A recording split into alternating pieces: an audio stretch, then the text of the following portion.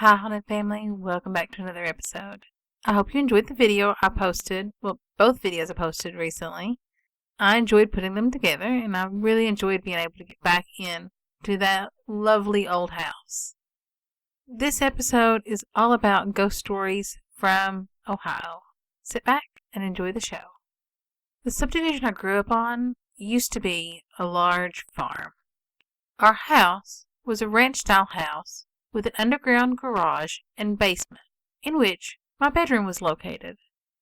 Back in the early 80s, this incident happened.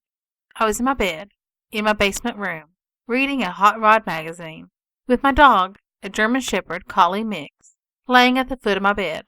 The door to the main basement was open, and the main lights to the basement area were off. There are 3 ways to access the basement, either from the stairs, the door from the driveway, or a door approximately 3 feet from that led from the double garage. I heard the door from the garage open and close. It had a very distinct whooshing and slamming noise when it opened and closed, which differentiated it from the other door. I heard heavy footsteps, like boots, in the basement. I assumed it was my father coming in from working on his car or maybe his motorcycle, but I couldn't figure out why he didn't turn on the lights. My dog leapt up from the bed and started growling. Her hackles rose. I grabbed her by the collar and told her to shut up. It was just Dad. I attempted to drag her back from the doorway, and she snapped at me. This dog has never snapped at anyone. That's when I realized that she was terrified of something.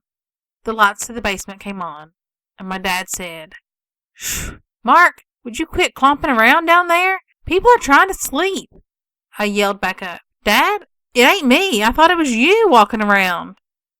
My dad said, "Oh, stay right where you are." And then I heard him run down the stairs. My dog had calmed down by this time. Dad checked the whole basement, and all was secure.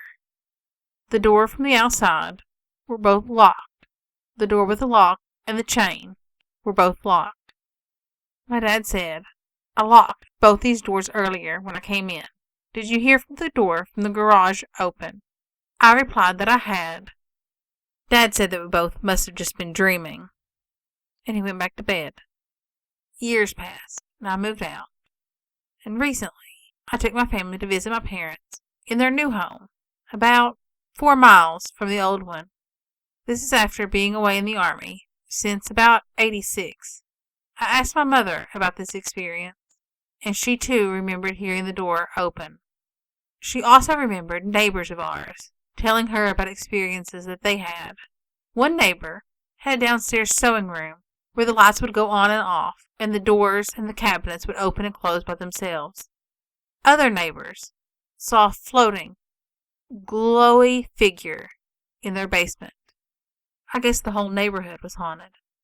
Story 2. Ohio Bigfoot. Buckskin Cemetery on Buckskin Road is one of the most haunted places in the county. So much so that even the local sheriff will chide you or deny the existence of these happenings, depending on what the day is, just to keep people away. But ask anyone other than the sheriff's office, and well, they all know of Buck and warn you not to go to this place. There is something. Some call it a large Bigfoot thing.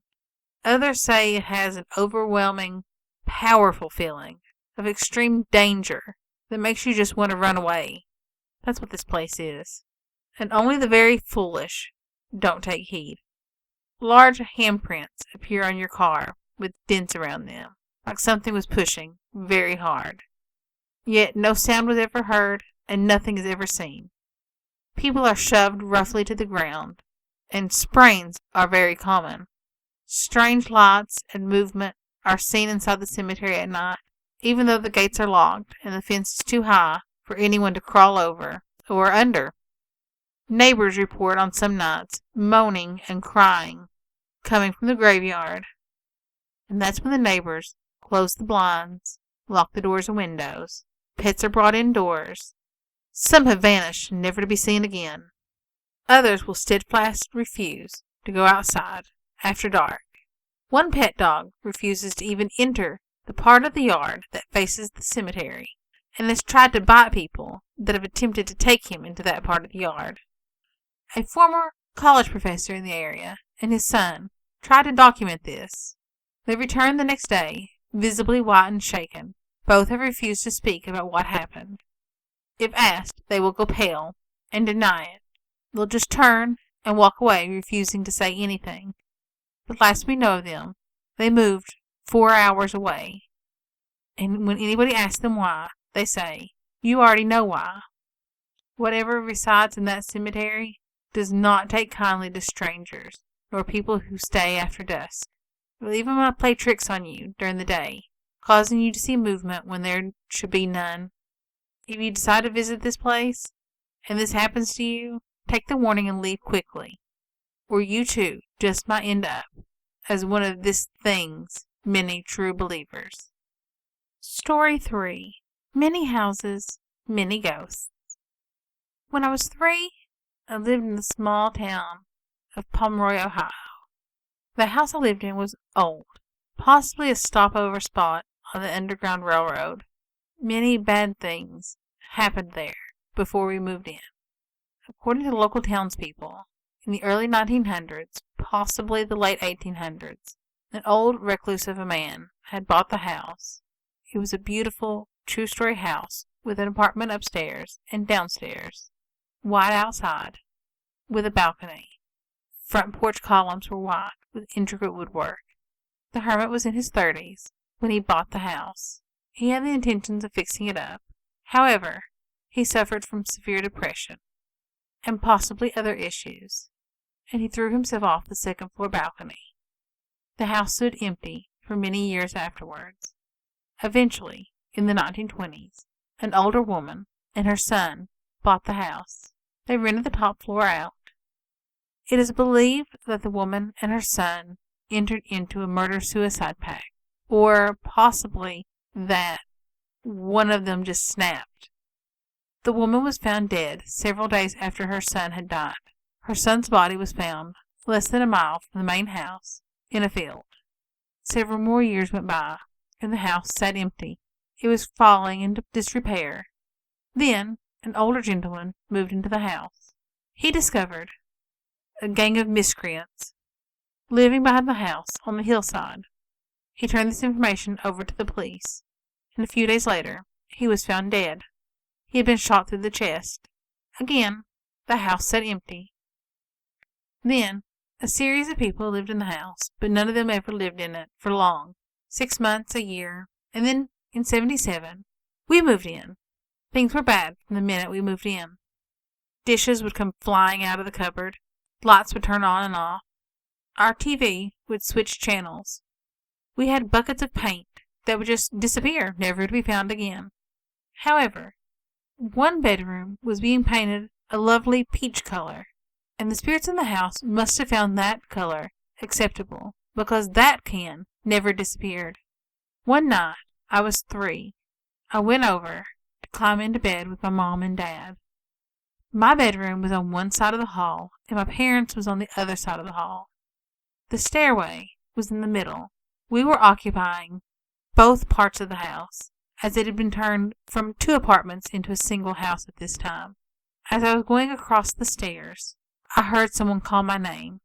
I looked down, and there was an old woman standing on the landing, telling me sternly to get back in bed.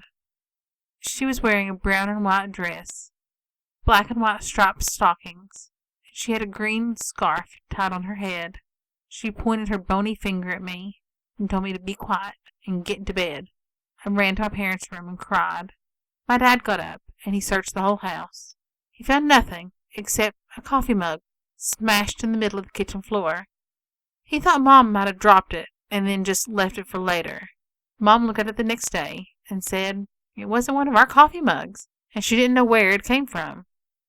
Later, we moved to Athens. I was 19 and just had a baby of my own. I was living in an apartment in what's called the Plains. No one had told me the history of my apartment, and since the apartments had been built, nothing strange had happened there. But I had a spirit. He was an old man, It was wonderful. My apartment was the only one that had not been broken into, and my daughter's room was either warm in the winter or cool in the summer. This was a natural impossibility. The sun sat on my daughter's side of the house, so her room always got the last bit of sun. It should have been toasty warm in there, but it wasn't. It was almost as if we had air conditioning in that room, but we didn't have air conditioning at all. In the winter, it was hit with most brutal winds that would whip up onto that side of the house. But her room was always warm in the winter. One night, after classes, my boyfriend had put my daughter into bed and went to take a shower. I was sitting on the floor in the living room, working on homework. All of a sudden, I heard footsteps coming down the steps. They stopped just when you could see up the steps. My boyfriend continued with his shower, and figuring he didn't hear anything, I didn't say anything. When he finished, he came downstairs and asked why I came upstairs and why my daughter was laughing in her bed. I told him that I didn't go upstairs, and I have no idea why she was laughing. All of a sudden, we heard footsteps pacing in her room. We went upstairs and looked. There sat my daughter, looking at us like we were stupid, and pointing. I felt a presence, but my boyfriend just shook his head and went back downstairs. Later in the year, I was getting ready to go out one night, when I kept feeling something watch me, like it was playing peekaboo with me. I was the only one in the house. I looked up, and I saw a shape that eventually turned into a man's form. He looked at me with great pleasure, and then just left. A few of my friends later saw him when we returned. They had gone upstairs to use the bathroom, and when they came down, they asked who the guy was in the bedroom. I went upstairs and looked. I thought he was a friend who had come in the back door and then went upstairs. I went into my daughter's room, and it was really warm. I loudly explained that my daughter was with her grandma, and she would be back the next night, and he could play with her then. On several occasions, I felt uneasiness in the house, like something wasn't right. I would check everything and make sure that someone wasn't in the apartment, and of course, it'd be empty, and then I'd realize the man was unhappy about something. I would loudly say, "If you want to live here, fine. Just don't scare us or harm us," and the feeling would go away. I'm currently working in a building that used to be part of a very bad place where many people died. I have to be careful what is said and what is done. Strange things have happened, like light fixtures have come crashing out of the ceiling, people laughing when there's no one else in the building, and one of the most strangest things I've heard, living people experiencing mood changes in the oddest places when they really can't explain why they're having a mood change. This building was once a mental institution, and I believe that the former patients is what's causing the mood swings. But that's just my theory.